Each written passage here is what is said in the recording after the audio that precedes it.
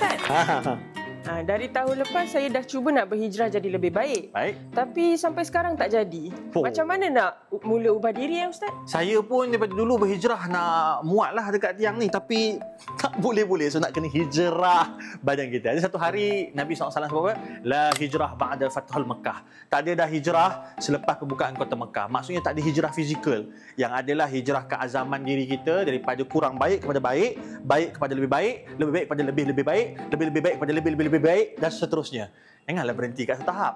So untuk berhijrah yang lebih baik ada 3 komponen paling penting. Pertama, kita punya circle. Sebab tu kalau biasanya orang bila berhijrah, nombor telefon dia mesti akan banyak huruf U. Ustaz ini, ustazah ini, ustaz, maksudnya cari circle yang baik. Jadi cari circle baik. Yang kedua, kita kena cari apa? Kena cari ilmu. Sebab penghijrahan ni memang akan meletihkan, akan buat fatigue, orang panggil tu lelah. Jadi kita perlukan ilmu untuk mendasari perubahan tu. Dan yang terakhir, tak apa tidak, hijrah kerana Allah. Sebab bila kita hijrah kerana lillah, kita tak akan lelah.